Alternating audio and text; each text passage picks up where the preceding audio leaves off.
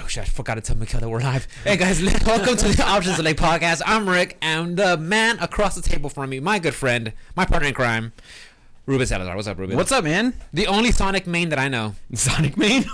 No, definitely real? not. I'm a Terry main, bro. I'm a Terry main. Oh, Cherry main. But not from SNK. No, definitely not. I haven't played an SNK game ever. You see, guys, this is why I get triggered when I see... Hey, guys. So, this is the Option Select podcast, guys, where we talk about video games, the news, what's going on. We give you our twist, our take on it, and we just like to share it with you guys. We all want to say thank you very much for hanging out with us on a Friday night again. We've been doing this schedule roughly for maybe 6 weeks now, I think. And for you guys to take time out of your busy schedule to hang out with us, it means a lot to us, and we really appreciate it, and hope you guys have fun just hanging out with us and being silly. Slow week in the news for the video games, especially compared to the last two where we had Microsoft and Sony both finally showing their hand. Yeah. So it's a little slower this week, but I kind of want to focus into maybe we're wrapping up the third quarter of this year. Yes, sir. I want to talk about maybe games that we've been playing so far and that could be possible goaties when we go back to it in November. Mm-hmm. So maybe we could focus on that. And, of course, we'll start off with how was your week? Week was pretty damn good, man. I had a great week at work. The weather was nice except for, Tuesday? Monday, Tuesday were shitty for me. Well, the weather. Tuesday I got to work pretty early, and none of the freeways were closed because we had Hurricane Beta come through, right? Yeah, they ran out of names. They ran out of names, so they had to go from Beta at numbers, yeah. That hurricane was Beta. But was a bitch. Anyway, but yeah, aside from Tuesday, I had like one account that was closed. Like they decided they weren't going to show up. So I was able to run my Tuesday pretty easily. And by the end of the day, the rain had cleared up. I got home. My freeway wasn't closed or anything like that. So other than that, I made a pretty big sale last week. Oh, yeah? And that came into my paycheck this week. Oh, yeah? Yeah. What'd you buy me? Huh? What'd you buy me? My love and affection. My love and affection, bro. But basically what I did today was I paid off my credit card with the AC. So, yeah. So, nice. The bill period ended today. I paid it off before the interest rolled in. And I was like, see ya, bitch. Let's go. See you next August. Whenever I got AC problems again. Yeah. So, but yeah, so like I paid off the AC thing. Finally, that's done.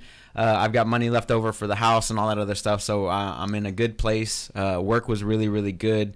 Granted, it can be frustrating as always, but I've decided that, I told you a couple weeks ago, I've decided not to complain about it as much anymore. Like, I think that as long as I made it through the day safely, I didn't hurt myself. Yes. I made money and I can go to bed at night knowing that I accomplished something that day. Definitely, I agree with you there. I think it's about the silver linings and look at the bright side. Just you're alive, you're healthy, you got a roof over your head, you got someone to go home to. Mm-hmm. That's what really matters. Not what consoles you got, how much money you made. Not just you got someone to go to and that cares about you, and you have. Well, I got you too. Shut up. Shut up. Shut up. But yeah. So I watched a new movie on Netflix with Tom Holland and Sebastian Stan and did you hear about the war movie? No, it's called The Devil All the Time. It's not really a war movie. If you haven't seen this movie, I highly, highly, highly recommend it. Holy crap! It's a period piece. Yeah. Of like World War II or what? It takes place mainly in the 50s and 60s, but there are some World War II aspects to it, especially with Tom Holland's father, who is the guy that played It in the new movie It. I forget his name, like Mike or Skeagles or I can't remember his name, to be honest with you. I don't know how to pronounce it. Okay. But the movie's absolutely phenomenal. I've been catching up on My Hero. A lot of that. I've been playing Persona. Call of Duty Battle Pass ends. The season ends Monday morning. So right now they're doing double XP. I've been trying to grind out some levels. What else have I been playing? Oh, I've been playing Super Mario 3D All Stars still. Yeah, I see it over here. Yeah. Yeah, and what else have I been playing? Just a little bunch of like Star Renegades and stuff like that, just off and on. I did pick up Hades again for a little bit. Yes, me too. It was out 1.0. Yeah. So I decided to give that one a shot, and I'm still in love with the game after a year Pretty or however good. long we've been I think playing that's one of my contenders for GOTY this year. Yeah, it's up there. Definitely indie game of the year. Not indie game, but like, is it an indie game? Maybe like a double A title of the year. It's Supergiant, and they've only made 4 games, but they're really good games. They're all really but good. They're a small team. But they put a lot of passion into it. Oh my god, but they don't get that much marketing. It's absolutely perfect, and it's at the top of the Switch store right now. Like, I can't wait for the cross save because then I might actually pick up a second copy. Like, man, I want to play in bed or something like that. But yeah, so The Devil All the Time, absolutely phenomenal. It shows you that no matter what you do to like better yourself, bad shit always happens, and you just got to kind of work through it. Yeah. The movie's fucked up. I'm not gonna lie, it's absolutely fucked up. One more time, what's it called? The Devil All the Time. The Devil All the Time. Okay. Yeah, add it to your list, Mikkel, Okay. so that way y'all can watch it. I guarantee you'll have a good time. Me and Alice watched it together. It was phenomenal. The Devil All the Time. That being said, I did get the games in. I was able to pre-order an Xbox Really? Series S. So now you say pre-order. I'm like Xbox. I'm like, I was able to get in on the Series S through the Microsoft Store on what was it, Tuesday or Wednesday, whenever they went live. It only took me about 5 minutes. I was in and out, no big deal. Today, GameStop had put out more PlayStation 5 pre-orders, but I wasn't able to get in on that because I was like at work, and like on mobile, it's not that great. you don't get the best refresh rate. So yeah, and then like constantly refreshes the site or whatever. And by the time I actually looked at my phone, it had already passed. So I'm getting the Xbox Series S to kind of like round out the Game Pass.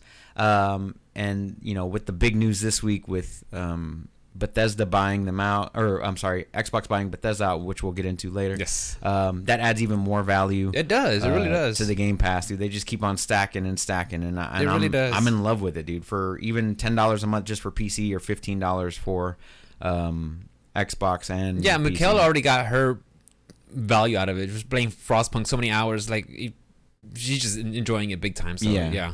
I think it's definitely a high value, and especially with games going to $70, which I want to get into as well. We can have a long discussion about that. We will. But other than that, man, today was phenomenal. I was off before 11 o'clock. Jesus Christ. You know what I was doing? Lunch. Still working. I did. I came home and I played some Call of Duty. I made some. Alice actually made me breakfast for lunch, which was really nice. It was pancakes, eggs, and bacon. It was You got syrup this time? Hell yeah, I had syrup, bro. I preemptively bought syrup. Sugar free? No, this was full on syrup. I don't give a shit. Scissor. And also this week I've been running 2 miles twice a day, every day. Nice. So I did 20 miles this week so far.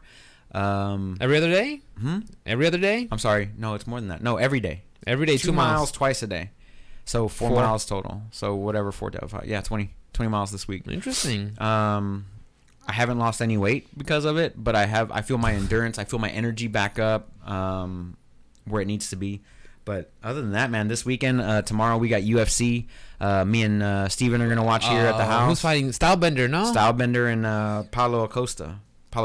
And I think there's some more fights, but I'll look it up here in a second. But me and him are going to do a fight companion. And then Sunday just kind of hang out. But I got to do like the oil change on the car. I got to go and finish loading up my truck because it wasn't ready. That's why I got off so early. Bullshit. I don't understand that. Why? How are people at work not working? They are. I got done. Dude, you gotta go in there and do someone else's job. They got there at 9 o'clock, and I was back at 10:30. Like, they didn't have enough time to wash and get everything ready, which I understand that part. Like, if I would have gotten back at 3 or 4 o'clock and they didn't have anything ready, then yeah, I would have been like, "What the fuck's going on here?" But like, I got back before they went to lunch. You know. I guess, yeah. I don't know the logistics, so yeah. So I mean, it was a very solid week, a very good week of gaming. I'm just trying to round out the battle pass, so I'm gonna be playing as much Call of Duty as I can this weekend. What did you do last Saturday and Sunday? I didn't do anything. I just kind of hung out at the house, chill, and did relax, some chores, And that's about it, man. Like I just kind of like relax a little bit. I think Miles had invited me out to CovidCon 2020 City Acre on Sunday for brunch, but it was like raining really bad because the storm had already started rolling in. So I just kind of stayed at home, and Alice went to work. That's about it. But man, that was my week, bro. I had a great week. How was your week? My week was pretty good too. The only thing that sucked, it was the weather was was really gray, and I'm the kind of person where if it's constantly gray, it just brings down my mood. I like the sunny skies and clear skies and just everything, birds chirping. Once it's all gray and dark, and I'm all just like, my energy just goes down. It just sucks. It was gray and wet, and I had to go walk around the rain and just stuff like that, being exposed to it. But it wasn't that bad. It wasn't that bad at all. A couple of days were heavy, but nothing I can't handle. So work was fine. What did I do for gaming? Bloodborne on Mondays. Hell yeah. Still loving that game. I'm having fun with it. I go in there and I stream, and some people will come through and just chit chat with me and laugh when I die to stupid shit and or trying to learn fights, and I'm really just enjoying that game. I was I'm kicking myself for not playing it sooner. Right. When it was at its prime, but it's fine. And what I know I've said this before, guys, but there's a community with the Souls games, because somebody will just come in and just talk to me about, hey, check this out, and and it's so awesome because it's just someone's there. So I did Bloodborne, and then I went back to doing ranked matches on Street Fighter on Tuesday and Thursday, and I got my rank up to Super Gold. So I'm grinding my way up there. So before I was at silver, and then I went to gold, and then I was kind of dipping back into silver. Yeah. So I got myself a nice cushion. I went up to Super Gold, and nice, congrats. And thank you. It's all a grind. I come across a character that I'm not unfamiliar with. If I win, okay, cool. I try to make some adjustments to learn how to match up. If I lose, what did I lose to? Well, I'm losing to this move because I don't know the frames. I don't know if he's plus or minus. So if I lose, I just go to, or even I win, I'll just go to the training mode. Mm-hmm. Get the other player, activate it, record some moves that I don't want to know, and then how can I punish it? How can I get around it? I think that's the problem with fighting games. You have to put in a lot of work. Yeah. You have to hustle, because if you go in there and expect to win, you're not. Alex Valle said, winning is your reward. Mm-hmm. You have to go in there and play and hustle and grind and learn things. Oh, I got beat. Well, this game sucks. I don't want to play it anymore. Right.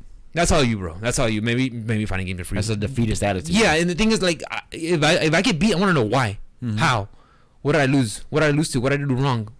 And there's sometimes where I lose. I'm doing everything right, but I lose because I drop a combo. I miss some I miss some executions, some critical executions sometimes, and that drives me to become better and better and better. And I think it's one of the things why I like fighting games and Souls games. It's where it pushes back, and I have to focus. And that's why I focus on a lot of things on my personal aspects of life. Is if I do something, I want to give it 110% focus. Mm-hmm. Sometimes it doesn't pan out. Okay, I tried. Right. Like today, I was at work, and one of my coworkers, he's like, "Hey, Rick, so what do you think about?" He wanted to talk about video games and stuff like that. And I was like, "Look, dude, right now I can't. I'm in work mode right now. I got to focus on this. This is my goal that I have to complete, so I can go home and do myself." He's like, "Okay, well, I'll talk to you when you're free." I'm like, "Okay, thanks. Sorry, dude." But yeah, going back to Street Fighter. Even when I lose, I just stop and I think about it. What did I lose? Did I go on autopilot? Did I miss some executions? Am I jumping too much? And I learn and I learn and I learn. I just stop and I think, and that really drives me to push forward. So, and again, playing it on PC has just given me a second wind of just loving the game again. Everything's just so much better. And I hear you whenever you're streaming. Like, I might not say anything in chat, but I'm always like kind of lurking, and I hear you talk to yourself like, "Oh, come on, you're jumping in too much. Oh, you're doing that. Oh, he's playing the jab game, or he's playing range, or whatever. He knows his anti-airs are on point, or he knows this, or he's gonna wake up with this, or I'm not respecting this." And I hear you telling yourself that way you can remember. It is, and I love that shit. I love watching you play it. And now that you were a silver tier player whenever it first came out, and now that you're in super gold, that's I'm grinding. That's a very badass accomplishment. Thank you. I'm grinding, and there's more to do, and I'm still, and I just like I said, playing the game again is just so much fun, and getting a second Wind. second wind and having a new mindset and just playing again. So I'm really enjoying it. I've been having fun. Wednesday I did some research for the podcast. Thursday we did Street Fighter, and then today here we are coming over. So it was a pretty good week. And then last Saturday Johnny came over. We streamed some fighting games. So I watched that. That was fun. So I do have a funny story to tell you before we move on to the news. So I had this new customer called Canary. Oh wait, maybe I shouldn't say. Anyway, I had this new customer. Anyway, I got this new customer. It's a coffee shop, and turns out one of my old bandmates works there, and we were just kind of like shooting the shit, like, "Hey man, how you doing?" or whatever. But like the past 3 times I've been in there, this lady who's like the head chef, she's like really callous and like rude. Does that make like? I could use other words. Yeah. Because I could call her the C word because that's what she was being, right? See you next Tuesday. Yeah. See you next Tuesday, bro. So, yeah, what ended up happening is like every time I'd walk in, she's like, "Can you wait for 2 minutes?" Or like I was carrying a bunch of stuff. I was like, "Where do you want me to put this stuff down? It's my second time here. I don't know where you want things. Like you're moving things around, right?" And I have them in my hands. "Can you just wait for 2 minutes? I'm a little busy." And then I'm like, okay. So like just imagine me against a wall, which is like right about to end, right? And she's on the other side of like the stainless steel appliance. And then so she finishes pouring syrup because that's what was so syrup. Yeah, that was so important or whatever. And then she's like, "Oh, follow me this way." And it was literally like 10 feet directly in front of her. She could have just gone, "Hey, just go right over there and put it down." You know, like stuff like that. Like very like there was a lot of other things. Like she didn't like the air freshener that we got her. It smelled like Monster Energy drink, which it definitely delicious doesn't. By the way. Delicious, but it definitely didn't smell like that. And so yeah, so she was like really like mean and like very forward. And I'm a very forward person as well. Like I'll tell you how I'm feeling, or like I'll tell you, especially in like a business aspect of it, I'll tell you how things work. You know, I'm not gonna, "Oh yeah, well I could do whatever," you know, like you know how to be assertive. Yeah, I know how to be very assertive. Like just a quick example, you know, little tangent. One customer asked me for a 6X shirt, and they wanted to know how long it was gonna be. Probably about a year. Just you're like, bro, you go on the treadmill. You're 6X, bro. You go on a treadmill. It's gonna take a year. 6 months. Hey, dude. Yeah, you might work down to a 5X, but like. It is a big. He's a big boy. He's a big boy. He's a big guy. Yeah, that too. But like, he's a big guy. Actually, shorter than me in a 6X, which was insane. So, how long is it gonna take? And I'm like, probably about a year. And he's like, are you freaking kidding me? And I'm like, no. Last time I ordered a 6X was 8 years ago, and it took me a year and a half, and I only got half the shirts. Because the manufacturer isn't going to stop what they're making to cut out a 6X and make a poncho, 11 of them, and then put them back together. Anyway, so I'm being nasty. Sorry. I'm very assertive with this person, and this person, her being the head chef or whatever, she wanted things very specific or whatever. So I had forgotten something on my second delivery. I was like, "I'll be back tomorrow. I promise. You know, I'm that guy. I will deliver it to you." So I went back the next day, and the general manager was there. And I was like, "Hey, I've got her shirts coming." She's an extra small, by the way. Extra small. So I was like, "I got her shirts coming. They'll be here next week. Whatever. No big deal." He goes, "Yeah, I don't think we're going to need those." And, like, I didn't pick up on that cue right there. Like, I didn't pick up on that little hint. Yeah. And I was like, oh, okay. Like, all right, cool. And so, like, I come back the next week, and like, I've got the fucking extra small shirts with me. And he's like, "You can take those back. She no longer works here." And I'm like, what? And he was like, homeboy was very candid with me. He was like, "Yeah, she's a bitch." I was like, "Well, I could have told you that one." But I was like, yo, I just thought it was a little funny story. Like, she complained. We had to get these fucking shirts from Alaska or something like that. Like, there was no extra smalls anywhere, like, to find.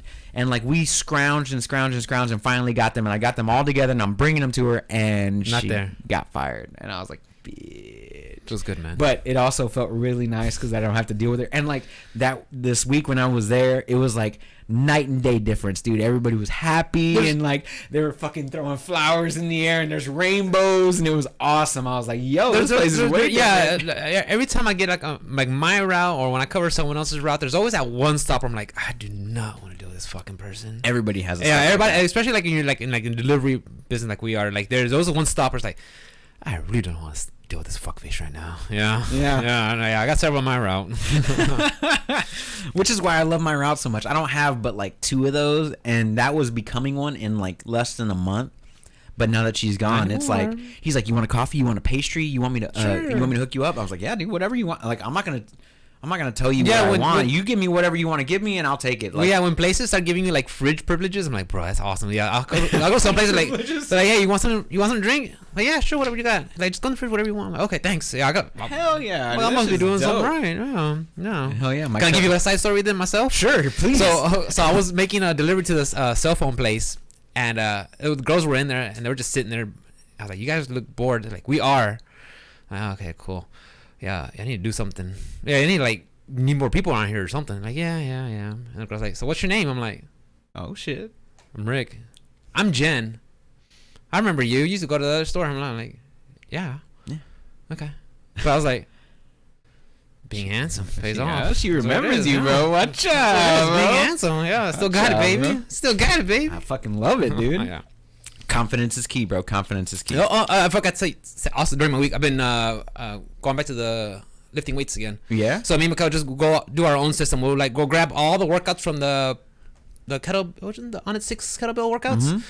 and we'll grab all of them. And we're like, okay, which 5 do we want to do? So like we'll do halos into pullovers into rows into like all of them, and we'll just do it like a Tempado format. We'll do it, 40 on, 20 off, and we'll just cycle it through 4 times. Yeah. It gives a 25-minute workout. Yeah. So it's something to do, and I've been hitting it hard, and What are you down to this week? I've been in the low 60s. So I'm down. I think this morning I woke up to at 161. Nice, and dude. Yeah, just exercising. I could actually start seeing. I can see a rib now. You can see like the lines. For I can the see. ribs. I can see ribs, and you can see some muscular definition. So it's paying off, and just seeing the results. I know some people have a really shitty 2020 year, but mine. It's been okay, Yeah, especially dude. for my self-improvement. I've been working on it. Yeah, working on if you myself. can't do anything else, you might as well work on yourself. Exactly. Yeah. So yeah, I forgot to mention that I've been hitting the exercises Nah, and fuck hitting yeah, the kettlebells. I've been actually swinging the 30-pounder too, because I always just Nice. been hanging out the 20-pounder. I was like, you know what, Papa's gonna swing that 30-pounder. There you And go. sure enough, just There you go. Yeah, dude, I'm really proud of you Thank for you, all the weight appreciate that you it. lost. Yeah, and all yeah, the hard work you it's- put in. I'm really, really I look proud at of you. I look at because I have an app that just tracks your weight, and my average, if you look at it from January to now, it was at January 178. Now I'm down to 160. I'm averaging at 162 this month. So I mean, Are you that's sick? Are you sick? Dude, I hate that so No, much. but I'm doing it right though. Yeah, for sure. No, I hate it when You people look are like, sick. "Are you sick?" But me, Oh, I fuck look great. off. Fuck off. I look great. Fuck You look off. sickly. Nah, bro. It's all muscle. But no, yeah. So that's good, dude. I'm like I said, I'm very, very proud of you and Mikkel. And Yeah, you Mikkel, guys are very fucking much. Yeah, killing it. Mikkel's, she's my partner. She pushes me and motivates me and gets me going. So I love her, and y'all know that. Hell yeah. So tell me about this week's biggest topic, man. Well, Talk the to me. biggest, like I mentioned earlier, guys, the last 2 weeks we had Sony and Microsoft finally show their cards. So that was big stuff. This week, not so much. We still had some big news. Not as big as the console reveals or the information, but I believe it was Tuesday or Wednesday, Microsoft purchases ZeniMax, which is the parent company of Bethesda and id and several other developers. So they bought it for $7.5 billion with the B dollars. Right. So that also means that brings up Microsoft's in-house development studios up to 23. It was currently at 15. So they now have 23. They have Arcane. Yeah, those are the ones that they just purchased. Arcane, Bethesda, id. There's several more under the whole ZeniMax banner, but they already had Obsidian and I can't name off the top of my head. But Yeah, you don't have to name them all. They have, but they have. So now they have 23 in-house studios. Now, can they start cranking them out? I mean, it started a year ago when they, maybe 2 years ago when they started purchasing a whole bunch of developers. So now, hopefully with this new gen, we're going to start seeing more and more. They already are great games, but we want to see these games that have the hype that cause the buzz and the feed, that get people in a frenzy. Old Bethesda style. The old Bethesda stuff, stuff that that's comparable to like when Ghost of Tsushima was coming out. We're excited about it. We were talking about it, watching videos. When Final Fantasy was coming out, well, that's not an in-house development, but games of that kind of buzz and stature that we want is like, this is gonna be awesome. Yeah, you know, that's what I'm hoping, that getting this developer Bethesda and the rest of them is gonna bring up Microsoft. Now, just to put that purchase into perspective, they spent $7.5 billion, yes. Guys. Disney bought Marvel for $4 billion and Star Wars for $4 billion. So who got the better deal here, right? Well, they bought it. I don't know how much they bought it for, but I think it's like after they've got a hold of the franchises and made the movies, I think it's gone up in definitely way much. I mean, I'm just saying like that's like a way better get. But I think that Microsoft purchasing Bethesda has the potential to be great. Mm-hmm. Now, whether or not their senior staff at ZeniMax and Bethesda and Arcane and all those guys stick around, to be honest, I kind of hope Todd Howard just kind of goes away into the sunset. Yeah. Because those games have kind of, gone downhill. Steady decline. Ever since, I would say Skyrim. After Skyrim, Fallout 4. Think that they're working on Elder Scrolls 6. Elder Scrolls 6 is working on, I think, the number called Starfall.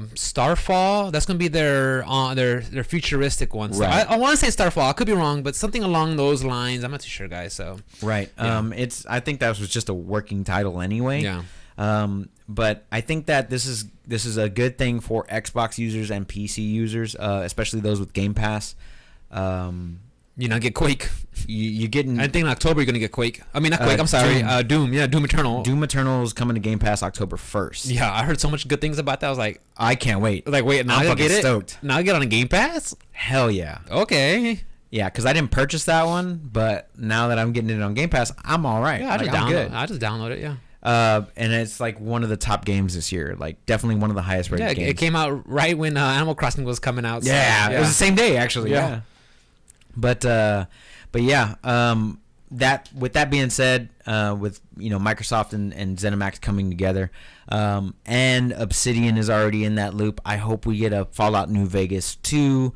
I hope we get a Fallout 5. I hope that them being with Microsoft now actually pushes them to release a game that is complete and bug free, and like Microsoft has a certain set of standards, and I hope that they hit those standards. How do you feel about that? No, I agree with you 100%. I mean, it wasn't until like I started, Skyrim was my first Bethesda game that I really got into, and I was like, oh, okay, there's a little buggy here and there, but I was like, well, whatever, and it wasn't until like I started seeing the memes, and then like it just works, and then and then I think it was like when Fallout 4 came out, and I started playing that, and I'm like, oh. And then, what was it, 76? That was just like 76, like crash and burn. How did that come out? And like the way that got handled, I'm like, I'm kind of hoping now that under the helm of Microsoft that it'll kind of steer them in a better direction, maybe better quality, even if it takes longer to do it. Just do it right, I mean, you're putting out a product that's gonna last for a while, and you don't want your customers to remember the negatives. I mean, I'm not expecting a perfect game right out the gate, but if you can minimize some of the stuff that should be taken care of during development. Right. What was that quote that you told me? From Shigeru Miyamoto, one of the bigwigs at Nintendo. A delayed game can eventually become great. A rushed game never is. Something along those lines. Right. I butchered it up, but that's what Shigeru Miyamoto said, and that's words to live by. And Bethesda hadn't been living by those words. No. It has been doing okay. Especially with like Quake getting a update for Quake 2, I think, to run RTX. Real time ray tracing and all that stuff. And even then, with like the new 3090 card, it in I think it was 1440p. It was only getting like 40 frames. So like, and 25-year-old game with RTX is that hard to run. Like, really? Wow. Like with RTX still isn't there yet, which is why like I never understood why they were touting it off on all these consoles. Like it's not going to be perfect. We still can't even get physics to work correctly. Like actual like graphics hardware physics. For a while you had to have in PC you had to have a specific card just for physics. Really? And then NVIDIA bought them out, and that's how we have physics built into the cards now. But for a while, you had to have a separate card. Yeah.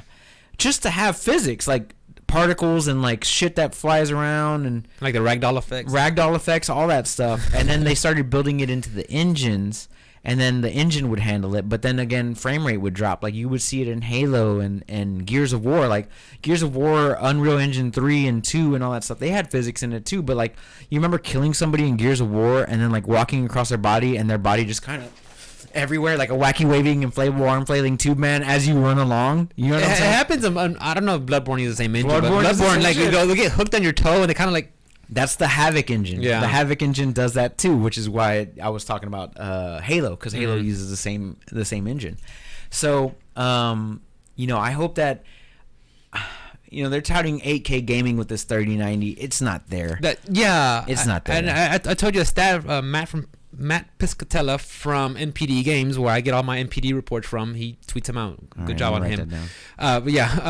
He talked about I'm butchering up, guys. I don't have it. I'm paraphrasing, but he says he said that just from Steam users alone, it's less than 2% are using 4K gaming. So when they start talking about, oh, we want to do 8K gaming, like, whoa, yeah, 4K game's not even there yet.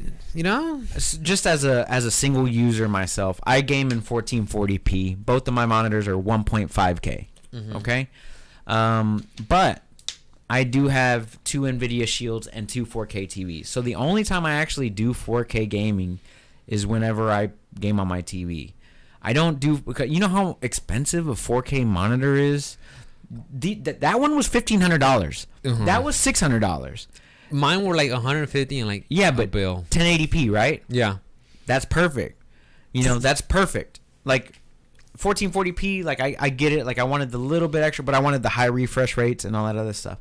But like 4K is like what's my refresh rate on 4K? 60 at most. If you have a 3090, 60. Can I get 144? No. If you have like 4 of those cards, yeah. So that's where me. I'm very competitive in my gaming. I want to have whether I've dabbled in first person shooters, of course, fighters, tight games where I gotta be spot on. Things have to be refreshed, and I'm connecting off frames. I need things to go fast. At 1080, 144, 60 frames, like for fighting games. Apparently, Street Fighter is clocked at 60 frames per second, no matter what. It's always 60. No, it has to be 60. I know. Because the second you change the frames, it changes all the frame data when they start attacking the hurt boxes. But frames are important to me. They have to be spot on and locked in. When 4K, is it always, the frames are always tight and precise there or something? I mean, you could invest. You could get if you had a 4K TV and you put off your computer to the 4K, I think you could handle Street Fighter no problem, because Street Fighter is just 2 characters with a little background noise going on. But what's the refresh rate? What's the refresh on TV then? That's what's the MS? The input lag. The input lag is probably around 6 to 9, and that's a lot. That could be a frame or 2 difference. It adds up. Yeah. Yeah, it adds up. So definitely not. Like, both of these are 1 millisecond gray to gray, which is different from regular 1 millisecond and 2 and 3 and so on. 1 millisecond gray to gray. That means for a pixel to turn gray and cycle through all the way back to gray. So mine are 1 millisecond gray to grays, and that is a lot faster than most of them. Like that's a specific stat. Okay, so both of these are top tier. They're top tier monitors. Maybe like 3 years ago. Because this one's only 144 hertz and that one's 100. But this one it's a big ultra wide 21:9 big boy 34 inch monitor. So I don't expect that one to have the high refresh rate, because the card is like, it's pushing just to get it to that resolution. So but that's with this generation. The next generation is of course a lot better, like 50% better, from tier to tier, 3080 and 2080. But yeah, I don't see why they're pushing these RTXs and you know, just going back to our topic. I'm sorry. No, it's fine. I like the tangent part. No, because no, I'm sorry. Go ahead, finish. No. Because the thing is, like, it's like when they start saying 4K gaming, I'm like, okay, if I want to just play like a regular, just like a nice narrative-driven game, story game, you know, where it's just open world and like it's okay, more relaxed on the frames and stuff. Yeah. And I can see like the pretty colors and the birds and the mountains in the background and the flash fire going off. Okay, cool. But when I want to get super competitive, I want something dedicated for the competition. You know, that's what I want. The frames are there, the inputs there. You know, but yeah, I understand if you want the big, nice, fancy TV and you want to have the big view. Those were touted off as 4K gaming machines. They were, weren't they? They are. They are. Oh, are 4K they? gaming machines. But the first thing I do. But there's a drawback though, right? You got to give and take it. But you get the 4K, but you get only 30 frames per second. Yeah. Which is why every time, like when it's connected to my TV on the PlayStation 4 Pro, the first thing I do is go into graphic settings and put it on frame rate instead of fidelity, graphic fidelity. It's the first thing I do. I don't give a fuck about 4K. My eyes, bro. If you can tell the difference between 4K and 1080p gaming, please show me. This is why I don't see it. This is why I'm at 720. When I do my streams, I'm just give it at 720. 720 is fine. It keeps my bit rate kind of low. Yeah. I've been chewing through that shit. I'm like, I can't even. It's like I'm just putting my videos on YouTube anyways. Yeah, I mean, I'm just here to hang out. Yeah. I'm at 2 terabytes already. Unlimited data. I gotta ask Mikkel. Like, unlimited data, bro. I don't give a fuck. I gotta ask Mikkel how much we got left because on Saturday that's when I do like the 4-hour stream. I'm like, I might be chewing through that shit. But going back to that, that's why I pre-ordered the Series S. I didn't get the X. I don't care about fucking 4K gaming. I'm gonna be, if I go upgrade to the Game Pass Ultimate, I'm gonna be streaming games. My bandwidth, I don't give a shit. Like, I'm good. You know what I'm saying? Like, I have unlimited bandwidth now. I have a gigabyte internet connection. Like, I'll go to the Game Pass Ultimate. I'll stream the games over to my Xbox. I'll be fine. And then the ones that I want to download, I'll download. You download them, yeah. So that's why I went with the S, just to round out my Game Pass. I will be upgrading to the Ultimate Game Pass. When the console comes out, what, this 22nd? November 10th. 10th. November right. 10th on the Xbox, and November 12th, 2 days later on the PlayStation 5.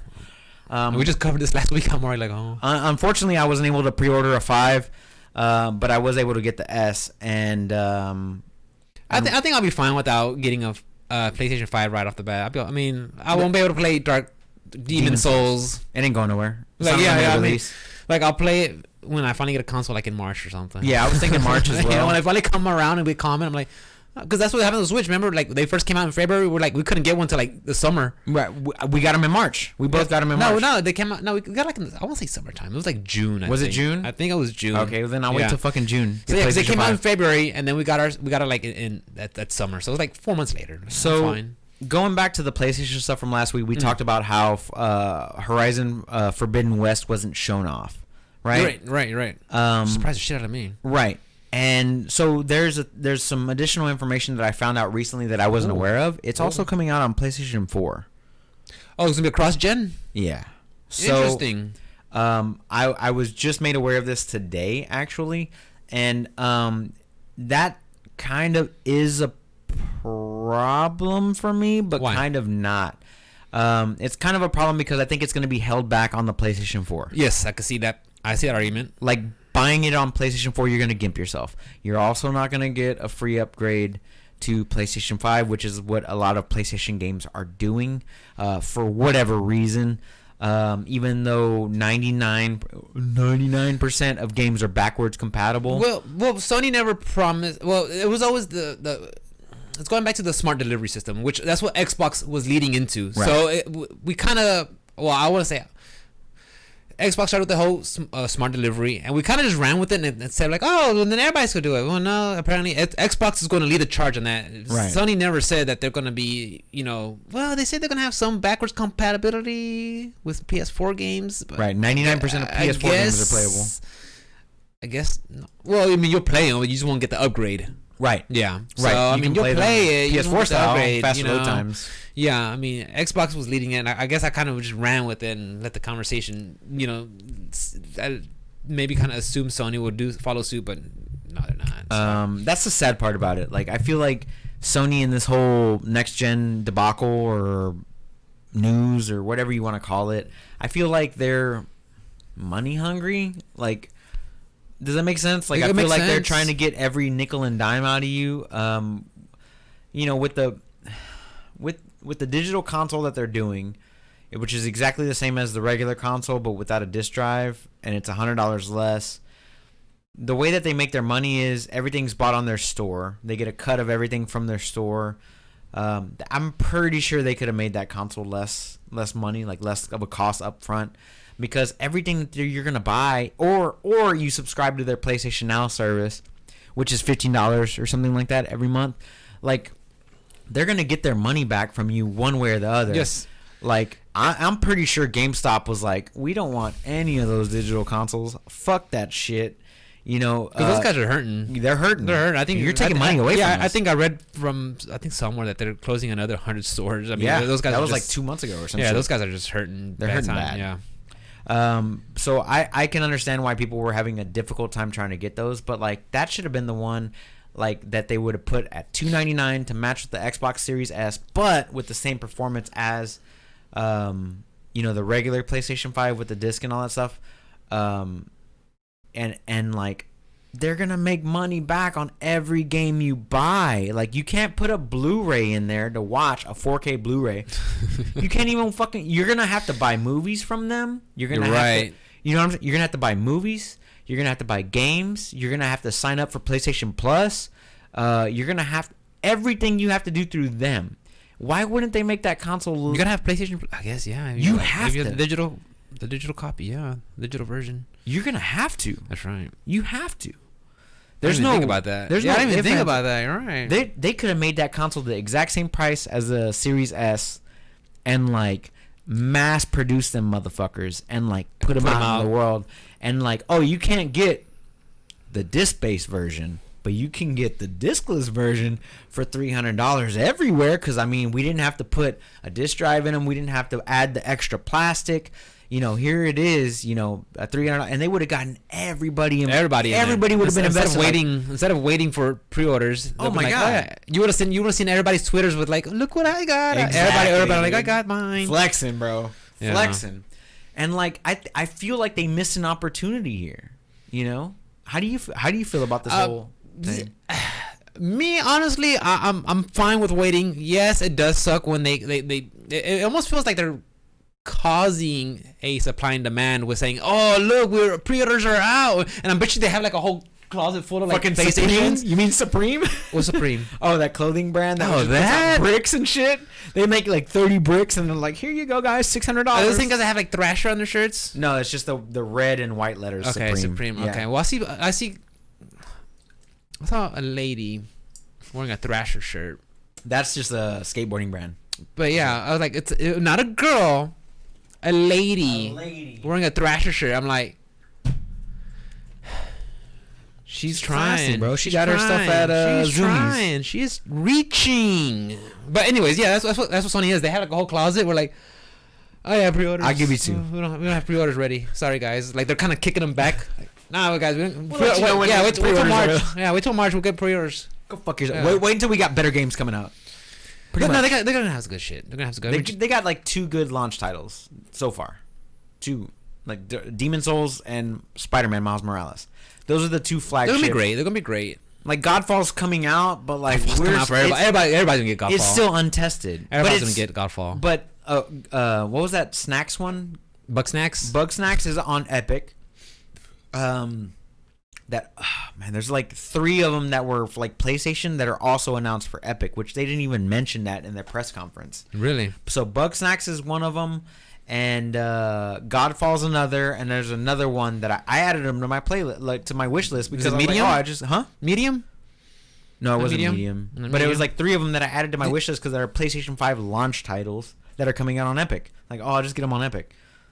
I can wait. Like, you can wait. I'm getting Cyberpunk November 12th, the same day, or November 20th or whatever, the same day that's gonna be everybody's launched game right there. That's gonna be. I bet you the NPD reports. When we look at the NPDs in December for November, it's gonna be Cyberpunk. The problem is they're not even launch titles. If you go to Best Buy right now and you look up PlayStation 5, it's the PlayStation 5 console and then like Spider-Man, Demon Miles Morales. Souls, and it's a PS4 version of Cyberpunk. It's not even the PS5 version. It's a PS4 version. Maybe they just haven't upgraded. But yeah, it just. Sorry, I got a sneeze hanging right here, me and it too. won't get out. And I'm trying not to like make y'all guys deaf.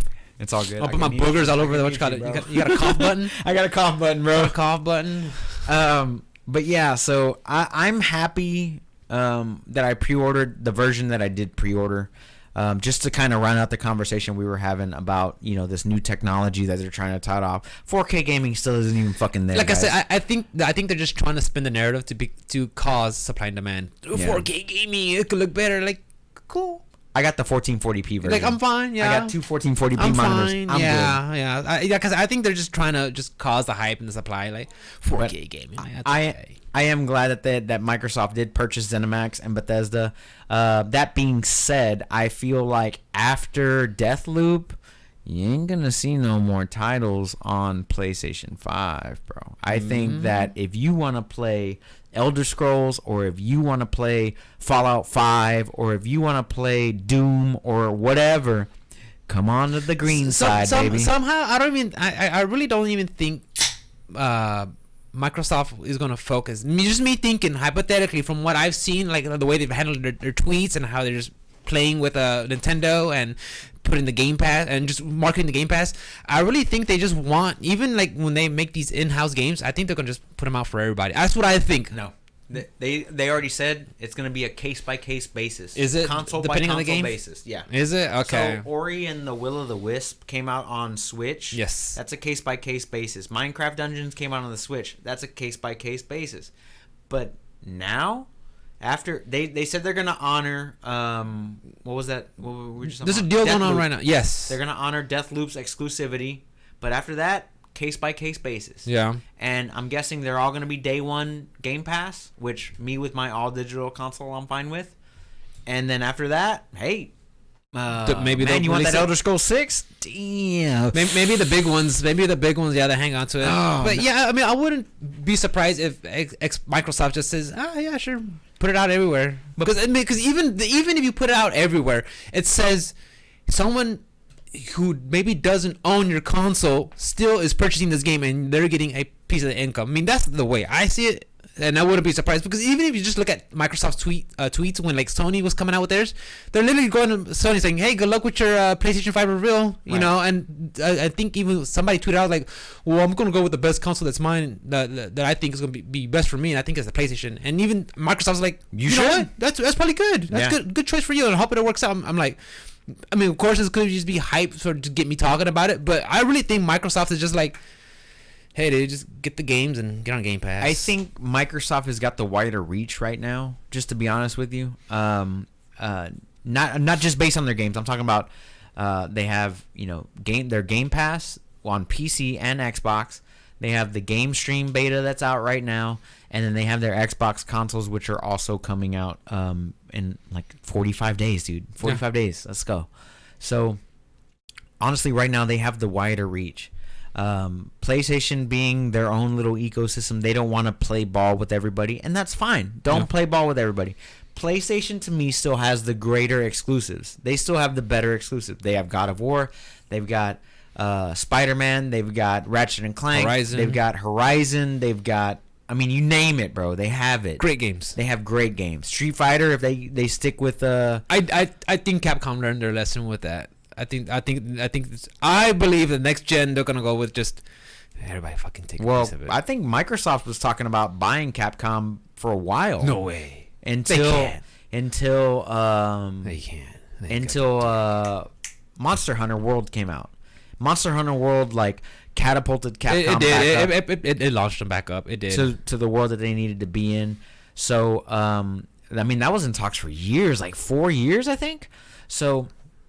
I mean, Capcom was on the verge of being like, well, whatever. And could you imagine like all the Capcom games just being exclusive to Xbox? But like going back to the exclusivity deal, just real quick, all the people were bragging like, yeah, Spider-Man's exclusive to the Avengers game on PlayStation, and it's also Marvel Spider-Man Miles Morales is coming to PlayStation only, which like the Spider-Man game was as well.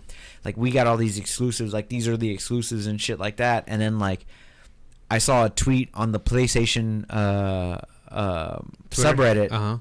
I saw it on the subreddit, which is like I hope these games don't just stay on Xbox, like Fallout and Doom and Elder Scrolls and all this other stuff, and I'm like, well, why not? Like you were just bragging 5 minutes ago about how Spider-Man wasn't coming to Xbox and all that stuff. You're just bragging about all that shit, and now you're mad that your favorite franchises are now on your other console. It's silly sometimes. Like, come on, dude, you gotta play the game. Yeah. It's like I said, when it goes back to this whole console war thing, it's just so silly. Like, oh, this because of this. I want them both. I want all of them. Just play the games. Yeah. I want all of them, and you'll have the option. I have that option select. You have the option. The OS. I like how you wrote that in there. Bro. That's a good work. Gotta throw that in there. So let's move on, man. We talked about that for like 30 minutes. That's good. That was our big point. So I want to talk about real quick, guys. Right now, the TGS, the Tokyo Game Show, is going on September 24th. So our date, right, all the way till September 27th. So that's all in Japanese time, which is like the future or the past. It's the future. Yeah. So I mean, you guys could probably go on Twitch at 3 a.m. and catch it. It's noon tomorrow there right now. Okay. It's 9:24 here right now. Time travel. It's fucking. It's 11:24 yeah, a.m. I know Capcom's gonna have a showing. I think they're gonna have some Monster Hunter stuff. I think SNK is gonna have some stuff there. A whole bunch of things. So if you guys get a chance to check out the schedule, definitely do it. It's awesome. Usually at Tokyo Game Show, Capcom used to have part of their fighting game tournament, their premieres during that event. But they kind of stopped because it was just a hassle because we were trying to run a convention and a show and a tournament all at the same time. Is it all digital? What? The Tokyo Game Show? Or people are actually there? I don't know. I was talking to Johnny about it, and they said at some Japanese places, they're already having locals. They're having tournaments. Of course, they're going through the whole plexiglass and safety and social distancing. But, Japan's a whole different culture from the U.S. They already wear masks before. Yeah, so, my body, my rights. They're changing things. They're doing things, and I think they're slowly starting to open up more. So I believe they're doing some more online, so actual local events. So I'm not too sure if it's all live or in person, but Tokyo Game Show is going on right now, and nice. So it just sucks. I don't want to stay up late, so no. And I'll just watch sequels on Reddit or something. We'll bring you all that news next Friday after it all happens. But yeah, for sure, it's happening like right now. It's it's Saturday at noon over there. Yeah. Right now. Also, I want to say that Jeff Keighley, he tweeted out that the Game Awards will be happening on Thursday, December 10th in September 10th? December 10th. Oh, I thought you said September. I'm sorry. Sorry. I was like, I don't have a calendar up there like you do. I keep looking over there for it too. That would have been 15 days ago, December 10th. No, it's going to be December 10th on a Thursday. We'll have the Game Awards. I think they're going to have... I think that's going to be also a live event. I think they'll be from different locations. I think I saw Tokyo, America, Australia, Europe, or something like that, all happening live, which I really enjoy. I'm definitely make time to catch the Video Game Awards. That's when... Oh, what was it? Are you voting?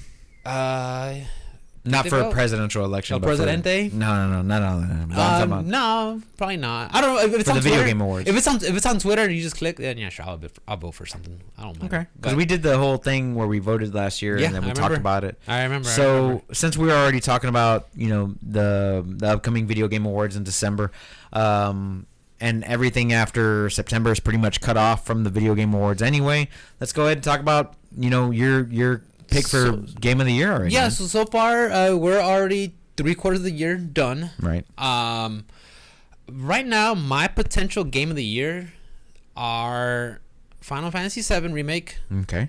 Hades. Mm-hmm. And there was one more. Jesus Christ. Ghost. No, not Ghost of Tsushima. God damn, what was the third one?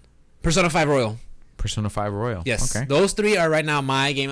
They're not the popular choices, but you know what? Two of those are. Those are my choices.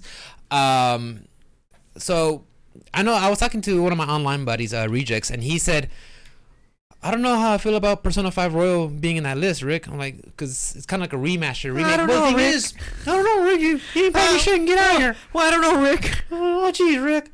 Well, the way I see it is, it has a whole different SKU. It's not. It's a whole different game. It's not a whole different game, but it's a different SKU. It's a new game. It's with the part of the old game, but it's not an add-on. It's not a remake. It's not a remaster. And even then, if the game has a whole different SKU, title, whatever, different game, I'm fine with it. I know some people argue, well, I don't know if an expansion should be considered, a game of the year, or some DLC should be. Like, I guess different places could have different criteria. But to me, Persona Royal is a enough different game. It's a different game. Right. That it should be considered. And I like it. I loved it. I want to play it again. I mean, I think that's the only RPG where I said, I'm going to go right back in there and play it. Yeah. And you just took it back from me right now. You wouldn't even let me borrow it. I know. I like the look in your eye. I'm like, give my ball back. No, you can have it. I don't give a fuck. I know. I got money to buy another one. No, you don't. Get the digital version. It's on sale. Nah, I'm good. Final Fantasy VII. I know there's gonna be some people out there that's gonna say, well, it's not even a complete game. So when people say that argument, I ask them, why is it not a complete game? Because the story's not complete. Correct. Oh my god! Because it's it's part of one out of a set of four, it's or the first 4 hours. Trilogy. So it's not a complete game. So when I hear that, it's like, first of all, shut the fuck up. Okay, the game is really good. It really is. It's not perfect. It has its flaws, but just the material system alone, where you actually have to just stop and think, and how am I going to set this up? Right. You tinker, boom, boom, boom, cool.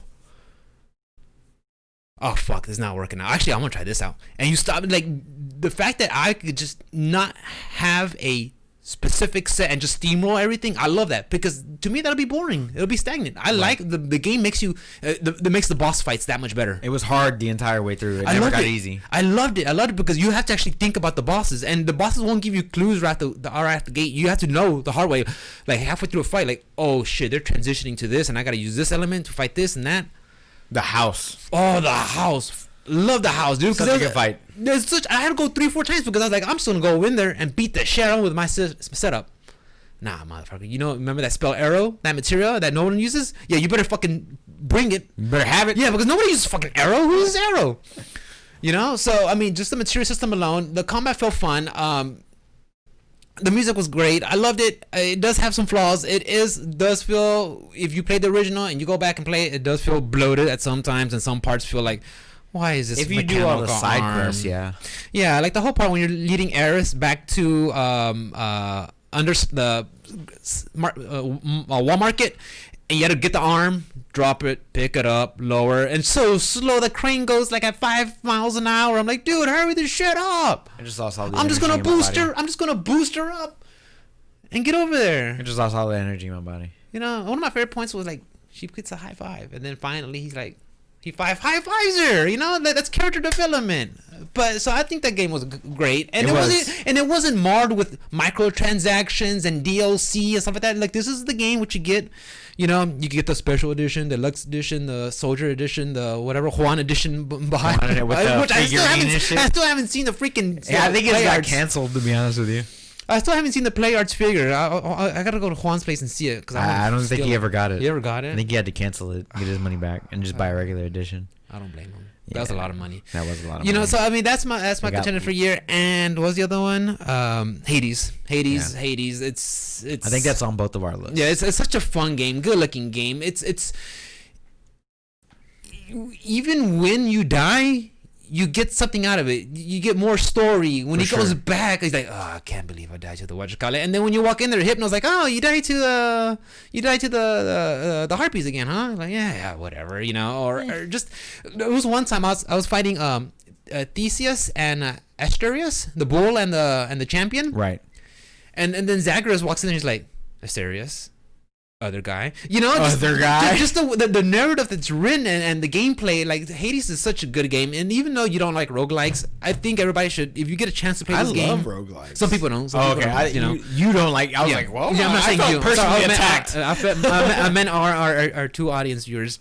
But yeah, if you guys don't, and Also, the game has literally a god mode. You click that on, you one hit everything. Just you want to play the story, because even Supergiant's like, we know roguelikes ain't for everybody, but you want to play and enjoy the story. And it's got good story. This is god mode. Good lore. Yeah, it really does. It's all about the Greek mythology and the pantheon and. So those three are right now there's other games that I did like along the year, but those are the ones that I just have left an impact in 2020 for me. So I'm gonna speak from the PC side of all these things. Speak, my dude. So my contenders for Game of the Year are a little bit different than yours. And I have a list of the games that I beat. Go ahead. So definitely Hades is at the top of the list. Yeah. And then I have... we got to beat it now to get the true ending? Yeah. Now the true ending is available. The true ending is available. Resident Evil 3 Remake is on my list. Yeah. Final Fantasy 7 Remake is on my list. I'm going to go through here. Rattle them off. Last of Us Part 2. That's going to be one it's for on talks. The top of my list. That's going to be in the talks, that's for sure. Ghost of Tsushima. Yep. And Death Stranding for PC. Those are all on my list there. Yeah, those are all great contenders. Yeah. Are for me, they all came out this year. I had a blast playing all of them. Mm-hmm. I'm having a real big problem now where like I beat Death Stranding, and I could go back into it and keep going, but like I want more of that. I had this thing where like I wanted more, like granted it was like a 4-hour long cutscene at the end, but I wanted more game. I wanted more, like I feel like I didn't travel all the way across the country. I'm sorry to interrupt, but no, you're fine. Death Stranding is one of those games where we do knock Kojima for a lot of convoluted storytelling sometimes, but the way that he's able to grab music and integrate it and just weave it into the gameplay and you're playing it, it's so good. Like I'll even go to YouTube and just listen to some of the music from Lore Roar and just listen to it because I enjoyed it so much. And I think he really did a really good job telling his silly convoluted story.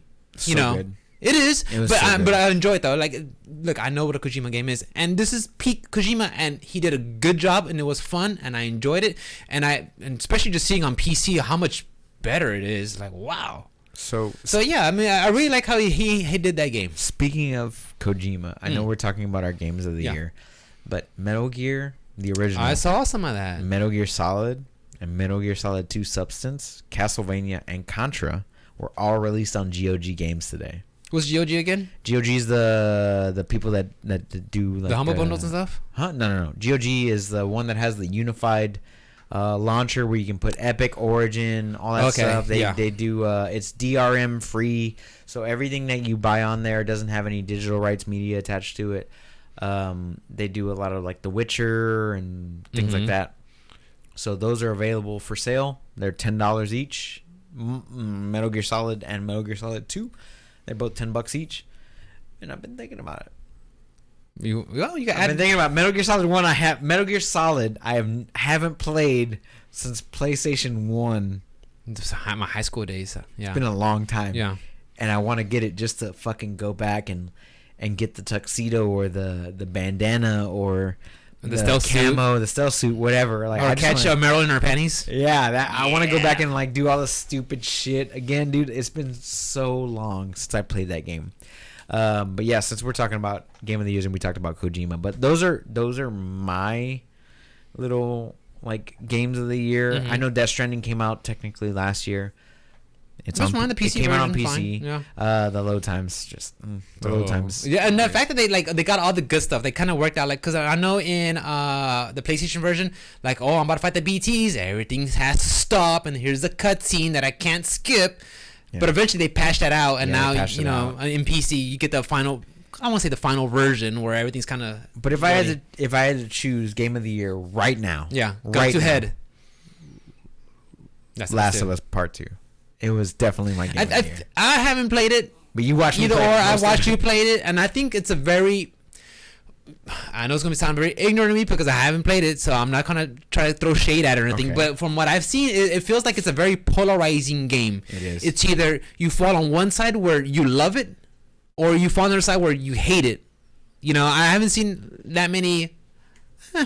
lukewarm. You know, it feels like it's a upset. polarizing game, which is not a bad thing because it makes you it makes you feel something. You know, Right. so I think that's what Neil Druckmann and his crew want to do. They want to make you feel something for these characters, Right. And I think sometimes people just. I mean, part of it, people were just mad because People of get some too characters. attached. Yeah, some people got mad at certain characters, and they just hated the game because of And that. don't get me wrong, I love that character. I love that character to death. But he's still in the game. The entire way through, you're thinking about what he would have done. Mm-hmm. And she brings it up, like, you know what I mean? Like, she brings it up the entire time. It's not like the point is to lose something that you love so much and to still work through it, like, and knowing what they taught you to make it through, because we played this game when she was a little girl, Yeah. right? And I'm talking in terms of time, but like, you played as Ellie when she was a fucking baby. She was like 12, 13, 14 years old or whatever. Then she grows up and she becomes a woman, but she was taught by Joel. She was taught by Joel's brother and things like that. And whenever you lose people, but new people come into your life that make you better, like, you know what I'm saying? Like all those things, they change you for who you are. Mm-hmm. So like, to me, it meant something. Like, what happens in the game, it meant something to me. Like, I had to fight for what I wanted, Mm-hmm. which was a conclusion to this game. And yeah, they pawn it off on something else that happens in the midway through the game, and then shit changes and you're playing a completely different game. But like, it all meant something to me. Yeah. Like, it all added up to the suffering, and no matter what you do, when you can't go for revenge, because no matter what you do for that revenge, shit just doesn't work out for you. People fucking die, people get hurt, and these things, like, it made me feel things that no other game made me feel. And like, people can be salty about what happened, and they can not be salty about it. But the fact of the matter is, it's a fucking great game, and it's polished, and there was nothing wrong with it at the start. There was no patching shit out. It was phenomenal from the beginning to the end, and that was Like, you the brush game. the trees and the snow falls off. Oh my god, dude! Like, you see the footprints when They you walk put through it. so much detail into the game. When she's putting the gun on the workband, she actually clears out the chamber and stuff like that. I mean, love it, dude. it was not my game, but I did notice some of the nuances just watching you play, and like I saw the attention to detail that they put into it, that Naughty Dog put into this game. So it was Naughty Dog, right? Naughty Dog. Yeah. Okay. I don't want to get called out. I'm like, don't get called out, Rick. So I mean, yeah, I can see why that's your game of the year, and I have no problem with it because this is our fucking show, and we're gonna talk about whatever we want. If we were gonna end it right now, Yeah. if we were gonna say, game of the year cutoff is at the end of September, that would be my game of the year, hands down. Yeah. Close second to Hades, because Hades put in a lot of work, but they did just release last week, and I haven't had time to complete the game so far. Yeah. Yeah, I know some people are talking about with Hades. Well, I don't know about Hades because talking about what rejects. He's like, well, I don't know about Hades because it's been in development since 2018. I was like, well, it's been in beta. Not everybody has access to it, but now it's the official release. I mean, and I played the beta, so I mean, and I've completed it. Well, I can't say I completed the beta. I completed the storyline because I still haven't like maxed out everything, all Right. other aspects of all the Right. weapons, but just from playing the beta, I'm playing the game. that's definitely version my 1.0. AA title of the year. Like, next year, whenever we include, Cyberpunk and Horizon Forbidden West and, whatever else comes out, from now on. Godfall.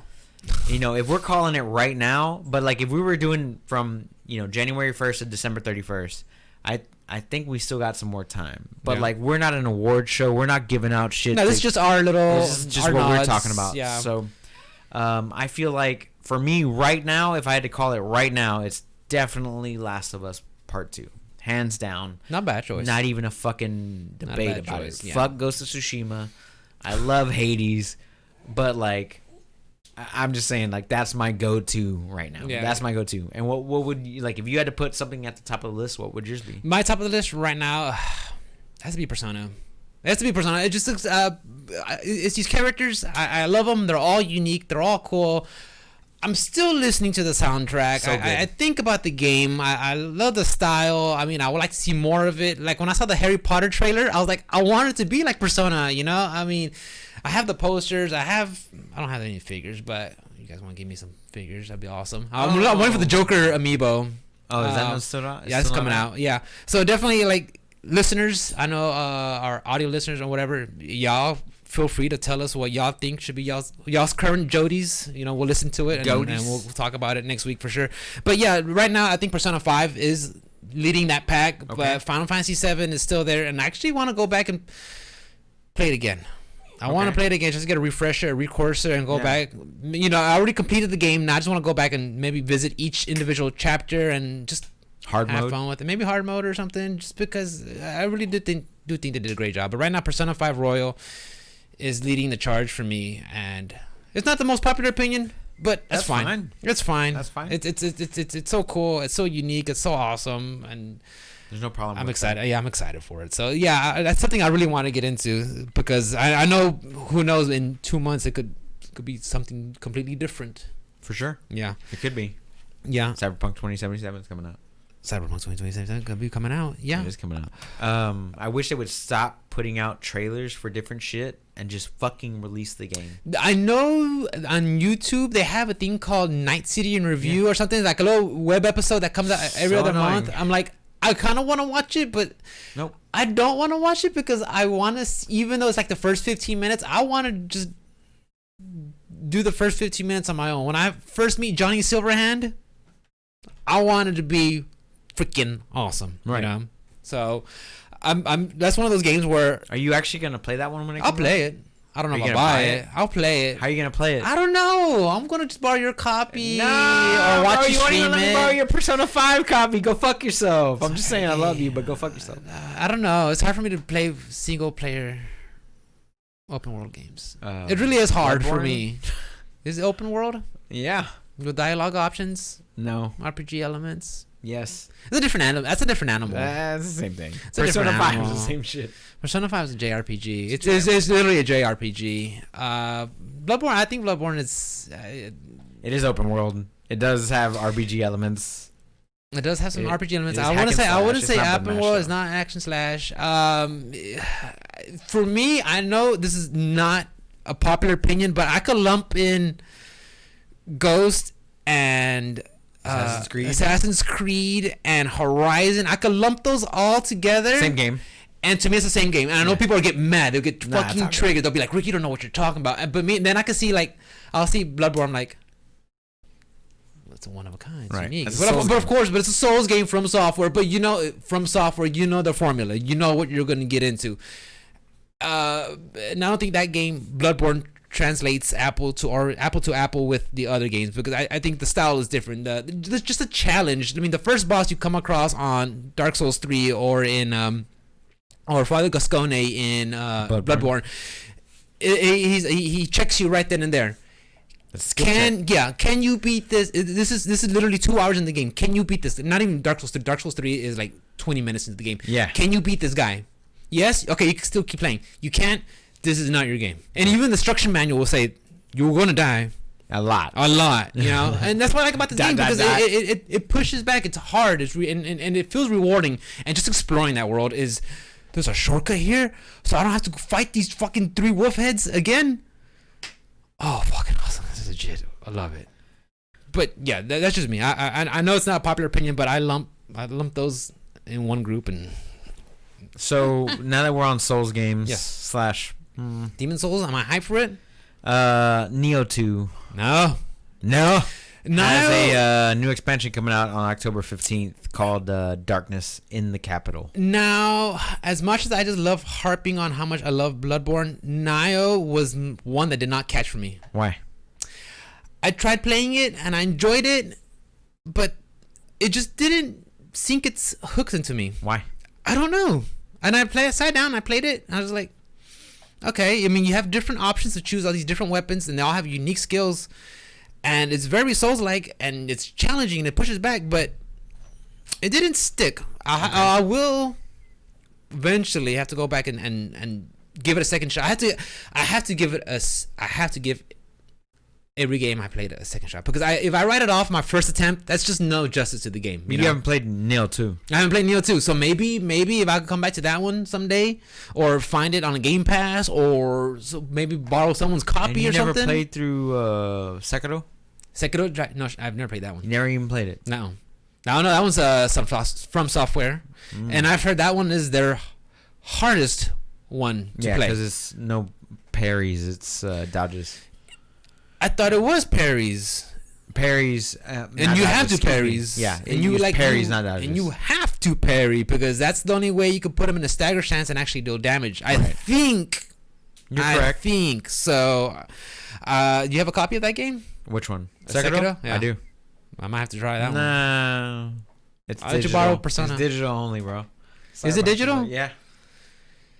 And it's on Epic Game Store. Is it? Yep. And that's another reason why I want to get Mortal Shells for $30. Oh yeah, Mortal Shells. For $30, I'm like, if you download Rocket League on Epic, right now they give you a $10 gift certificate to the Epic Game Store. Are you fucking serious? If you download Rocket League, which is free, if you just add so they're giving you $10. They're just giving you $10. So I added it on there. I was thinking about Mortal Shell, and I was thinking about Horizon, like just to buy. Horizon's gonna be on Epic. Epic, it is on Epic. Is it? Yeah. I thought it was just on Steam only. No, I think it's on Epic. Interesting. You heard it here first, boys. Let me double check that. All right then. Well, yeah. Keep going. What you got? Like I said, I was a light week, so that's all for That's all you got. That's all I have. Okay, so Amazon is starting its own streaming service. Oh yeah, it's called Luna. Luna. Isn't that one of Travis's cat's name? Yes. Yeah. Isn't that the cat from Sailor Moon? I'm not sure. Fellow weebs, please correct me. Please confirm that, fellow weebs. Horizon Zero Dawn is on Epic Okay, Games Store. perfect. $10 $10 off. $10 so off. it's either that or Mortal Shell. I played Horizon. I haven't played Mortal Shell, and I kind of want to get into Mortal Shell. But playing it on PC though. Load times. I think Mikhail's playing it now. Load times. Yeah. What was he talking about? We were going into Amazon's Amazon. service. Oh yeah, Amazon. That's how fast I forgot about it. Yeah. Because it's like, okay, look. Okay. Let's take a page out of Google's book. Okay, let's take a page out of Google's book. Oh God, that came out what, September, a year ago already? Not even, barely. It's been a year. It came out in September last year, right? Did it? I think I want to say it's almost a year, guys. Y'all let me know. I want to say it's a year, and where did it really? What? Maybe it came out November 19th, 2019. So okay, so okay, 9 months ago. Okay, we're close. Can Amazon do it? Possible. They're very big, but maybe you should stick to what you're good at. You know, they're already dipping into the whole streaming. They're into everything. Movies. Yeah, and I think. I was talking to Kevin about it, and we're talking about why I don't like Facebook. I just feel like it's too bloated. It's too much. It's trying to do too much music, at once. Movies, too much. You know, and I think Amazon should look. You guys are already the biggest anything in the world. Okay, but I guess they want to dip in their hands into gaming, and they tried to release that VR. What was it called? Who cares? Jesus Christ, we talked about it briefly. We talked about it because then they pulled it right back. They put it right back. It was like, maybe I don't know. I have totally mixed, mostly towards the negative, right? Because I just don't see it. Well, Amazon's pairing up with Ubisoft. It seems like, but Luna is gonna offer you for $6 a month at early access pricing. Unlimited hours of gameplay, growing library of games, 1080p 60 FPS, not 4K. Okay. You can stream on 2 devices at a time, and you can play on PC, Mac, Fire TV, and web apps like iPhone, iPad, Android, things like that. And they have their own little controller, which looks very much like... Yeah, you showed me. Look, very similar to the Pro controller, yeah. The Switch Pro. And then you also get to like stream to Twitch and all that other stuff, but like... Which doesn't surprise me. I know they would find a way to integrate it because they're together, you know. You know, we never talked about the whole ads that they're adding. What ads? Twitch was talking about. I think they're gonna no matter what, they're gonna put ads into your stream that you can't really do. I'm butchering it. I don't have the complete source in front of me, but I know they're gonna start just like, here's an ad, and just put it in your. They'll like mute you. And like minimize your picture. Like, wow! Here's an ad. Really? And there's an ad. Yeah. Oh, so you're gonna watch something awesome, and then here's a rapper talking to you to buy something from McDonald's. Okay. Like, great. What's his name? Travis Scott or something? Travis Scott, yeah. Sorry guys, I'm not with it. Yeah. Uh, but yeah, it's like Okay.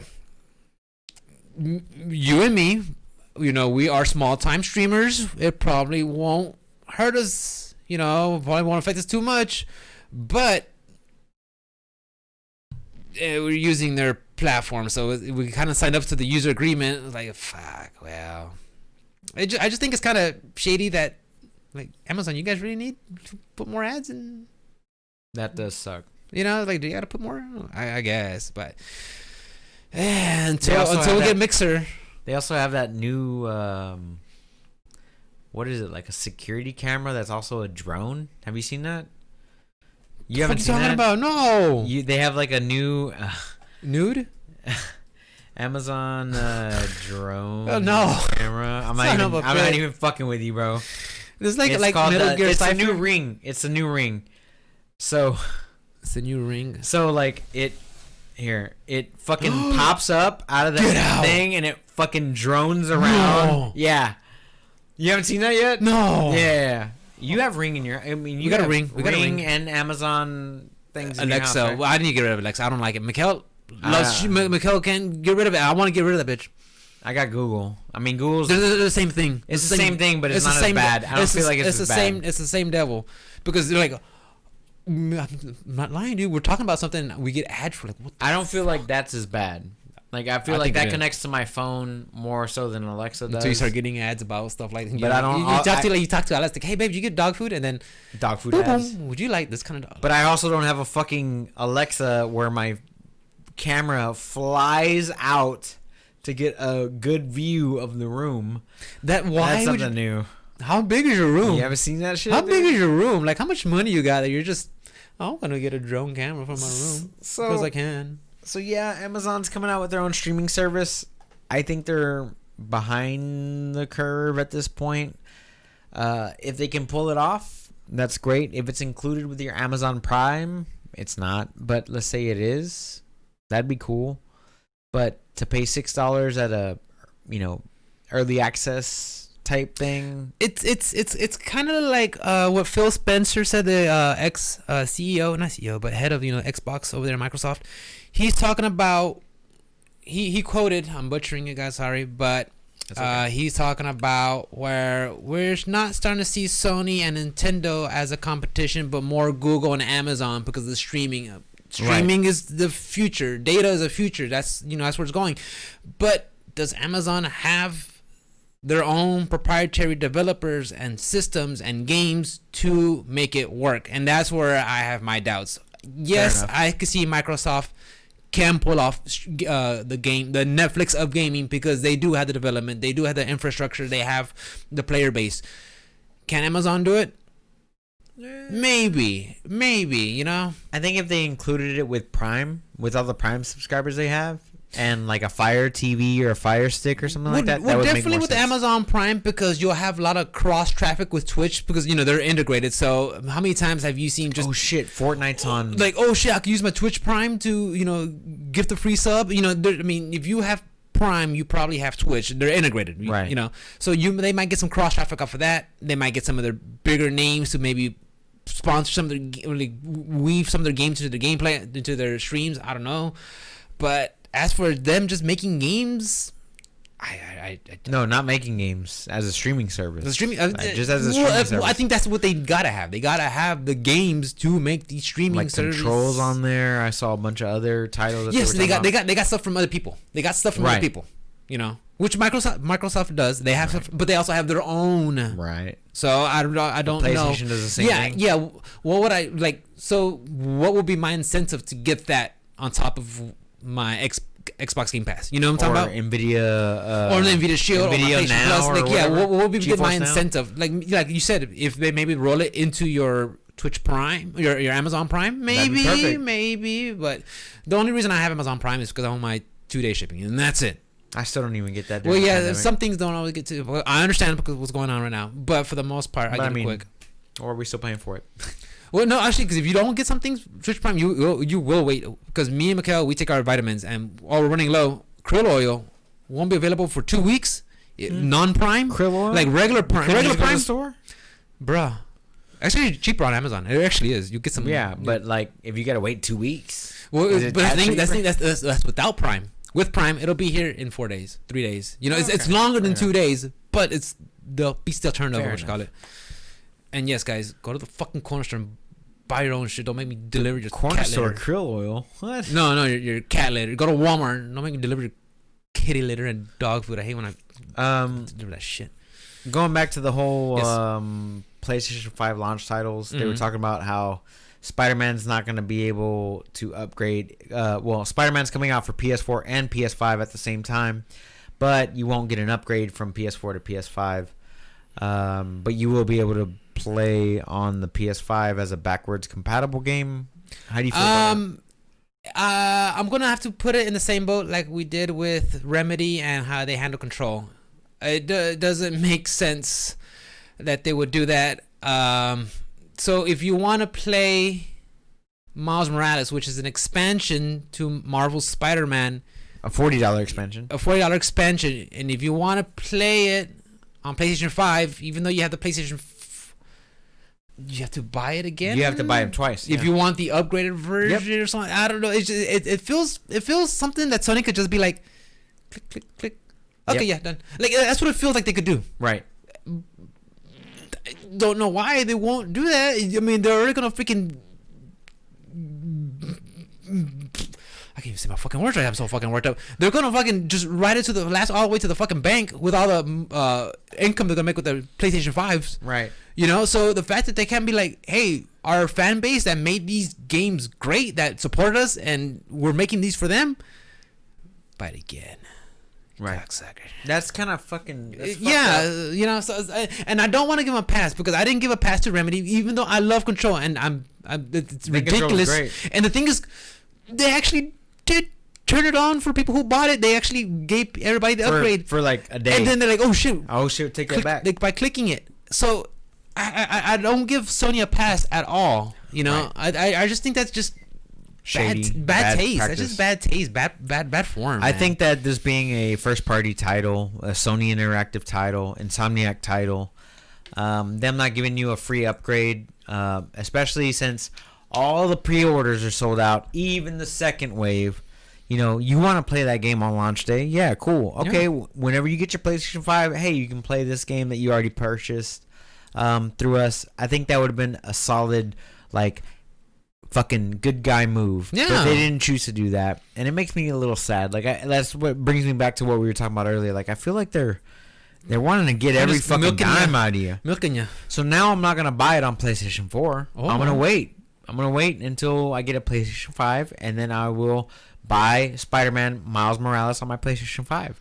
But I'm not gonna fucking buy it day one if I'm not gonna get an upgrade. Like, what the Yeah. fuck? Where's my incentive? Yeah. My incentive is in the trash where you threw it. That's where it is. I know we talked briefly. Games are going up to $70. Yeah. Some. I wanted to bring that up. That was the next thing. Yeah. Sorry, I kind of just took a segue. Nah, yeah, you're good.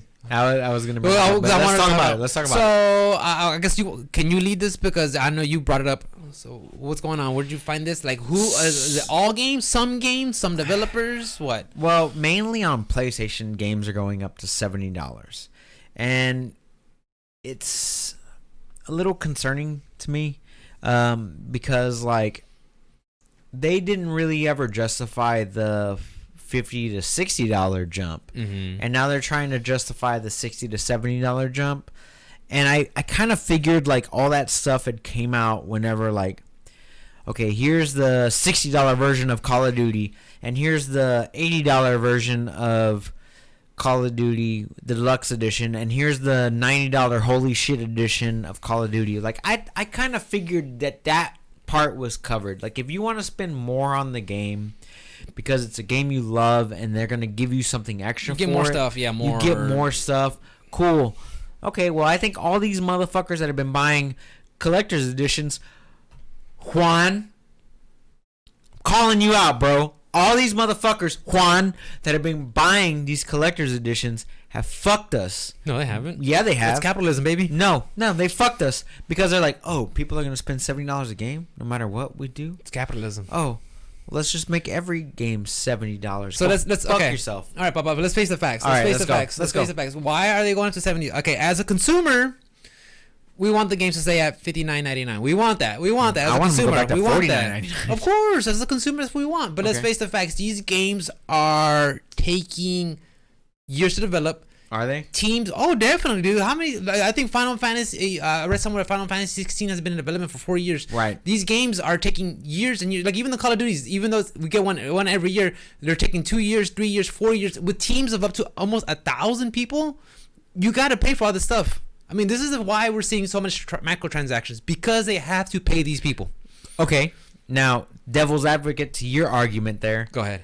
How many people and how much money, just Call of Duty as an example, how many people and how much money have they made just on the microtransactions alone? I don't know, but I know You every think it's year. a low number? Every year, those are the top selling games. It's gonna be your Maddens, your Call of Duties. Those are always gonna be your top selling games, regardless. Can I ask you a You can ask serious anything. question? You can ask whatever you a want. fucking serious question. Go right ahead. now. If Call of Duty was free to play, i.e. Fortnite. Inside voice. Fortnite. No, fuck that. i.e. Fortnite. Do you think Call of Duty would have made the same amount of money if it had gone free to play as Call of Duty Modern Warfare free to play edition? Here you go, boom. Do you think it would have made the same amount of money that it would have if it sold for the $60 price that we normally know? If the Call of Duty mobile, No, not mobile. okay, if Call of Duty, Call of Duty came out on Modern that Warfare. console right now, Yes. or this PC right now, which it is free to play. Do you think that people wouldn't have spent money on cosmetics? Oh, yeah, Every definitely. fucking cosmetics they spent. You think they made less money from what they did with this version of the game? No. They know what they know the transactions are working. That's why they keep pumping them out. So why increase the base game? why the base increase price? the base price of the game? That's my question. Because they can. Because they can, because they know we'll pay And the thing for is, it. the thing is not okay. We're using Call of Duty for. It could be any game. It can be any game. It can be any game, because even though, let's just say, for example, Spider-Man is not played with DLC. It's not played with It's not played with microtransactions. It has DLC and it has quality DLC. Really good. You know, it has several chapters of hours of gameplay. Yep. You still have to pay these people to get it. You know, and these teams are so big, and you have the logistics, the overhead, the teams, the artwork, the licenses, just all that. Some $60 now doesn't cover it like it used to. Okay. Devil's advocate to your... This devil's advocate to my devil's advocate. Devil's advocate to your devil's advocate. Devil's Okay, advocate here we go. exception. Okay, so $70 for a disc, right? Mm-hmm. Right, a fucking disc of the game, right? $70 $10 piece of plastic, yeah. for that. What if I want to buy digital only with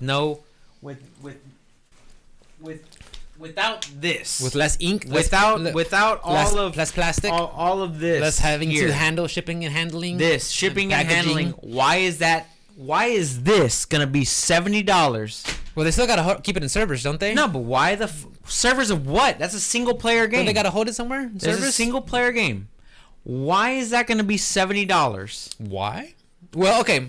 Now I want you to play devil's advocate to me. I can't justify the price. It should be less since you're being a digital copy, but there's some people that are totally fine with just getting a digital copy and paying full price. I mean, some people are like, hey, that's one less thing I don't have to carry and hold, and I just have it all in one little hard drive ready to go.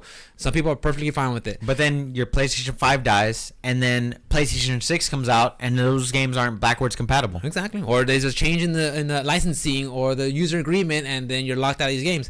That's very possible. I prefer physical copies. Why is this going to be $70? Because You're going to get the same shit, guys. You're going to get a fucking... or a code. A book. You're going to get 2 download pieces of paper right here. You're going to get a disc, and you're going to get artwork on the end. Oh, wait. Nah, that one doesn't. Tsushima didn't... Oh. That one didn't give art. What? Oh. Is it artwork? No, there's Kinda no... black There's and no fucking artwork on it. It's kind of black and gray. There's no artwork on it. What I'm saying is you're going to get that. That's what you're going to get for your $70. How does that justify $10 increase? It doesn't. It doesn't. But I think you gotta look behind the plastic. Look behind the paper. It's where it's going to the studios, going to the teams, going to the developers. Maybe if, let's just say hypothetically, in a everything positive, maybe with everybody getting much more money, maybe it'll help reduce the crunch, because that's the big problem right now, is the crunch. Everybody having to work these insane amount of hours just to make the game proper. And we talk about crunch. All right, but well, devil's advocate. Triple advocate. All right. Triple devil's advocate. Okay. We have a team like Bethesda Studios, right? I'm not saying that Xbox games are going to $70. I don't know yet. But what I'm saying is like a game that developers release half completed, like Fallout 76. Is that going to be still $70? Could be $70. That's up to the, really? Is it bit to marketing? Is it though? Should you support it? But that's the problem, is we're going to rely more on reviews from these independent reviewers, not IGN, because let's be real, IGN takes money from. I'm going to side tangent on that. When it comes to game reviews, guys, my best advocate for reviews is your friends. You know, I know we can't all buy every game and share it, but if one of us, I heard so and so was playing, what'd you think of it? I really enjoyed it. You know, or go to Twitch or find some of your favorite streams and personalities and see how they play. I think you get a better sense of how it plays. When it comes to places like IGN, where so and so reviewed the game, I'm like, who's this guy? Destructoid or IGN, like I don't know who these people are. Yeah. You know, like when it comes to your opinion, I'm like, okay, I know what Ruben likes. I know what his strengths and weaknesses are in games and what he looks forward to. I could base that. When it goes to these other big game review companies, I don't know who this guy is. He's even good at the games he's playing or something? Or her. Right. You know. It's predominantly male. Not really. Not video game reviews. Well, not reviews, but video games in general. I'm gonna get fucking hated now. Get roasted. Canceled. I'm gonna be that meme. Canceled. I'm gonna be that meme with that soldier blocking and on fire just so you can make sure you sleep well. Saying all the bad shit so you can sleep well. But that's what I'm gonna say. When it comes to game reviews, go to someone you know, that you could get not immediate feedback, but just so you know this personality. That's what I'm saying. I hate to tie this in, but like, go ahead. I think video game reviews are like politics now. Like, oh fuck yeah. Like you have CNN and then you have Fox News. You know, you got IGN, you got Destructoid, you got, you know what I mean? Like, you got to go to the independent people. For me, I go to the independent ACG. ACG, he knows. I know what ACG likes. ACG knows what he likes, and he plays those things, and he calls out, graphics and sound and things like that. And what I like about ACG. What my favorite part about ACG is that even if he's given a review copy of the game, he buys one and gives it out to a commenter on YouTube or Twitch or Twitter or whatever. Just raffles it away. He raffles it away. Yeah. He's like, my money's on the line, just like you guys' is. So I respect that about him. He always buys a copy of the game and he gives it out to somebody. So I respect somebody like that. So I always for the past 3 years I've gone to ACG. I will not go away from him, and I do like the comedy reviews, like should your girlfriend or should your boyfriend play this? Like she's really good. Or Dunky reviews or whatever. I love those because they're parodies, they're comedies, and have fun with it. I enjoy that. Yeah. But if I want my real deal, Holyfield, holy shit, like review, I always go to ACG, guys. That's my guy. Or Gamer Ranks is a good one. And there's one more. I'm forgetting. I'm sorry. We'll put it in the description. I'll put it in the description. Yeah. But I don't go to IGN. I don't go to Kotaku. I don't go to Destructoid. I don't go to the big guys. I used to listen to their podcast, IGN and Kotaku. But I listened to it and I enjoyed it for a while. But then after a while, I was like, these guys are full of shit. They fucking suck. So, how do you feel about paying $70? Like, you gave me your opinion. That, like I said, I'm me not knowing, just speculating on how things are and are shaping out. Okay. And I'm just gonna have to accept it and be okay with it. The consumer part of me, though, was like, fuck. The extra $70, but it just means $10. Extra. Okay, I'm sorry. Total $70, extra $10. It has to make me be a little more pick and choosy of what I want. And you and me, we're kind of fortunate we're at the point where like I could pick it up. Okay, so we're pretty fortunate. Some people don't have that luxury where they kind of have to scrounge up. Right. So you would have to really just think and choose. So quick question. Devil's advocate. And I'm gonna devil's advocate Quadruple. again. I agree with you. Mm-hmm. I will pay the $70 for a better product. Now, are we gonna get another Fallout 76 for $70? Now, here's the thing: is if given the choice, like I know game developers have the choice of, I'm not developers, but like the production companies, they have the choice of to put their game out for whatever price they want. Mm-hmm. Like Mortal Shell's $30, Miles Morales Spider-Man is going to be $40 or $50 or something like that. Like it's not full price. 25, yeah. So things like that, like if I'm gonna pay more money, Cyberpunk or God of War or Ratchet and Clank or whatever you want, I don't give a shit. Whatever it is, Fallout 5, Elder Scrolls 6, it doesn't fucking matter. If I'm gonna pay the extra $10, then what I expect is a better quality game. Is that fair to say? It's fair to say. But we've been saying that for the longest, and we're gonna get day one DLC. And we're gonna get day one patches, microtransactions. We're gonna get probably ads in the middle of our games. Oh, UFC 4 or 3. It's just, I think it's just where they're gonna just 70. They're probably like, okay. But we're gonna get to the point, and me and you have been gaming for 20 plus years or so. I would say, give or take. Easy. We're gonna get to the point where games are $100. Yeah.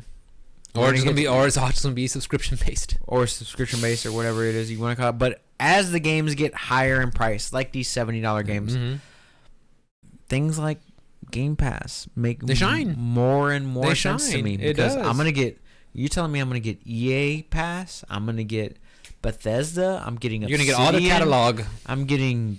I want to say other catalog. I want to say Xbox's stuff, like, and all I got to do is spend $300 on a Series S, and I can play all of these games for $15 a month or $10 a month, and you get some. I would rather do that. It sounds good. It's a good deal. $70 on fucking a game that you might like, that I might like or might not. Yeah. But then again, that brings into the effect. Well, GameFly seems to be a much better proposition these days. Are they still around? Yeah. Okay. GameFly's still around, dude. They're like that. Like they're basically the Netflix of.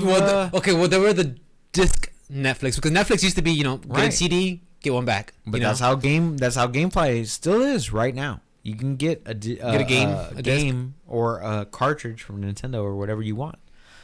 $7 a month. Oh, that's right. Fuck, dude. Like, right, I forgot. But like game companies like GameFly and or PlayStation Now or Game Pass or Luna or Stadia are gonna start to make a lot more sense than actually buying $70 copies of games or up, because next generation they're probably going to go up again. Oh, well, this hardware's so hard to develop for, so we're going to increase the price.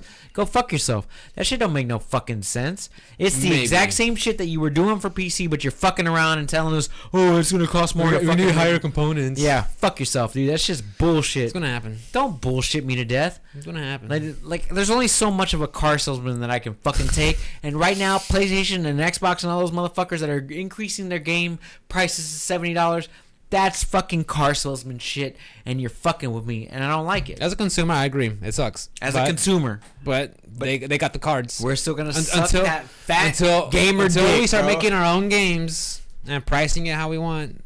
Fair enough. And that's kind of like how I always see the other side of an argument. It's like, well, if you don't like it, do something about it. Like, well, what can I do about it? We can't vote them out. It's not a democracy. This is fucking... Yeah, I can just not buy it. I could not buy its capitalism. Fair enough. I'll just buy Game Pass. Yeah, and that honestly is pound for pound a really good deal. Pound for pound, really good deal. What else you got, brother? I think that's it for me. All right, man. Where can we find you? Guys, y'all can catch me at OS_Rick with a 1. I've been doing my streams Mondays, Tuesdays, and Thursdays. Friday nights we do it here at the Option Select Podcast _ in between. Saturdays I do my fighting game streams. We're gonna be playing Grand Blue Fantasy Versus. Season 2 just came out. Nice. Johnny's been on top of that, so we're gonna see all the balance changes and check them out, test that for a while. I like you two guys together, man. Yeah, Y'all are really I think it's good synergy. I think it's good synergy. Can I bring something up? You could bring it. I saw y'all stream last Saturday, and y'all were both wearing muscle shirts. Yeah. I thought that was Tank really, Top Tuesday. really gay. Tank Top. It was Saturday. Tank Top Tuesday on a Saturday. It was Saturday. It was awesome. It was warm in the house. We didn't feel like turning the AC on. Nah, it was homosexual. Is this hot? Like, yeah, it's hot. Oh, we're gonna wear our. Hey, look at my arms. Gay. Look at my Hey, arms bro. when I did that. Look at my arms when I did that. Oh, it's hot. Yeah, bro, gay. You gay. So we're gonna be streaming, guys. Check You us out. gay If you like man. the fighting games. If you like fighting games, hit Love me it, up. though. I love fighting games also. I mostly Street Fighter. I'm all about playing the games, fighting matches, learning matchups. And the thing is, I don't get mad, dude. If I lose, teach me why I lost. You know, and I like. And no, I'm competitive because last night when I finished fighting, I was playing against a Karen. I got the first Karin? set. Karin, yeah, or Fong. But no, I was playing Karin. So I beat the first set. She beat me the second set, and the second set came down one round. Oh shit! Down the wire, boom, boom, boom. We're activated, both triggered, and then I went in for a dash, and she went in crouching medium kick and just got me. I was like, no. I was like, give me the run back. But it was already, first two. I was like, fuck. Like I wanted just to play, not because I was mad, but just because Right. I know I could beat. You this could beat person. them. I know I can. Fuck, dude, and it was that's the good, and it worst. was a good game. It was a really good game. So if you guys like fighting games, especially Street Fighter, hit me up, guys. My CFN is the same as OS_Rick with the one. Hit me up there, guys. We'll play first 10. We'll get on Discord and chit chat and learn matchups, and I'm all about it because I love the game and all in it. So you catch me there. I've been putting all my streams on YouTube. So if you just want to catch the VODs, yeah. Oh shit! Just catch it, like 2 hour longs, and just go in. And I'll just go in there and just see how stupid I look. Just to be silly. Dude, I don't think you're stupid, dude. I think you got a great stream. Be fun. Oh, thank you. I Like think it's just fun. It's a hobby I of think mine. you're I love very doing it. positive. I try to be I love positive. your streams. I wish you would stream a little bit earlier, but I know you get off later of work than I get I off do. later, yeah. But I have to go to bed earlier. I love Chameleon streams. You guys check out OS_Chameleon. Yes, he does the Apex and Tekken for the and Street Apex Fighter. and Tekken and Street Fighter and all that good stuff. If you want to catch me anywhere, I'm OS_Onslaught on all things social media, including Twitch. My fighting game would be Super Smash Brothers Ultimate. I'm not very good at Street Fighter. I will admit, Rick bodies me fine. up in Street Fighter. It's fun. Learning. It's all learning. But I really gotta. He's right. I have to sit down and learn the game. This isn't one game that you can just go around and mash buttons in. And I've learned Super Smash Brothers because I've been playing Super Smash Brothers since Nintendo 64. Yeah, and I know that game. It's not a bad game. Not a bad game. So, You still gotta learn matchups on that one too. You still gotta learn the matchups. You gotta learn your You gotta spacing know what and you your can do. ranges and what to do. Yeah. Fuck yeah. But as always, guys, you can catch me on all things social media, OS_Onslaught. If you want to hit up the podcast, hit us up at optionselectpodcast@gmail.com or all things social media at optionselectpodcast. We love you guys so much. Yes, we we appreciate it. And we hope that you would like and subscribe to Apple Podcasts or Spotify or YouTube or whatever it is. We don't do any ads. We don't do anything crazy. We're just here because me and this guy right here, we love each other and we love talking about the things that we talk about. We just want to share with you guys. So we love you. We appreciate you. And we hope that you guys come back next week. And we'll see you that time. Have fun, guys. Be safe. Take Later, care of guys. yourselves.